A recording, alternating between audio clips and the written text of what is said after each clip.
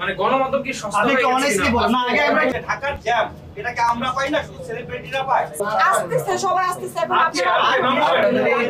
তারকাদের এই দেরি করে আসা, আমি তো নিজেই ভুক্তভোগী ভাইয়া। আমি তো বললাম সত্যি আমি কল্পনাও করিনি যে এত বড় পরিসরে আপু ধামাকা দিবে।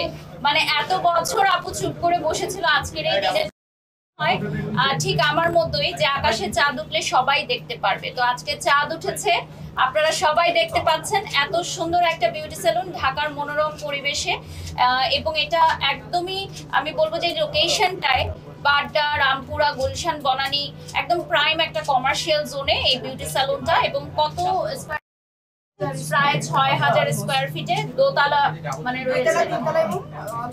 ওকে, মানে ৪ তলা বিশিষ্ট ৩টা সেকশন মিলে এই বৃহৎ পরিসরে বিউটি পার্লার। আমার জানা মতে ঢাকা শহরে এত বড় পরিসরে বিউটি পার্লার এর আগে ওপেন করিনি। আমি জানি না গণমাধ্যমে আপনারা যারা আছেন তারা কভার করেছেন কিনা, তবে আমার মনে হয় this is the first time যে আলিফ মেকআপ স্টুডিও দেখিয়ে দিয়েছে যে একটি মেয়ে একা চাইলে সবই পারে।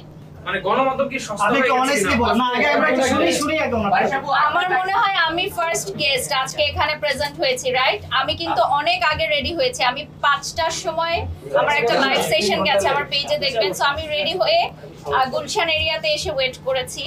সো আমাদের গেস্টরা এখনো এসে পৌঁছায়নি ট্রাফিক জ্যামের কারণে। সো আমি বলছিলাম যে আপু আমি অ্যাটলিস্ট চলে আসি, না হলে আমাদের সাংবাদিক ভাইরা ওনারা বসে বসে বোর হবে। এই জন্য আমি চলে আসলাম।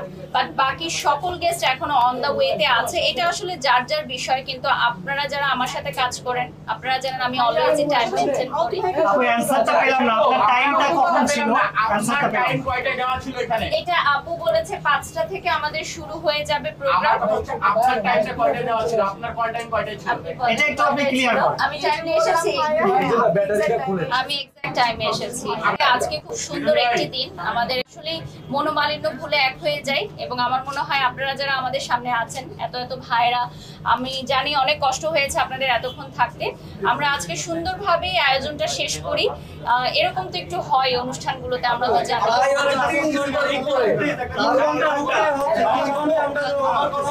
সেলিব্রিটি হতে গেলে কি এরকম লেট করে আসতে হয় কিনা? সাংবাদিকরা যদি 5টার সময় আসতে পারে, কেন 5টা বা 4টা যে সময় আসুক, মানে আমাদের টাইম যেটা ছিল আমরা সেই টাইমে এসেছি।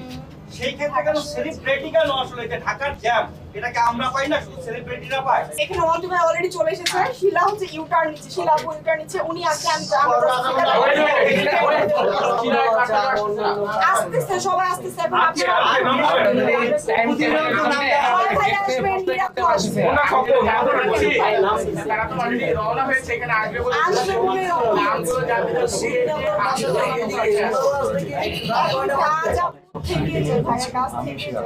এবং তাদের ইনভাইট করছে।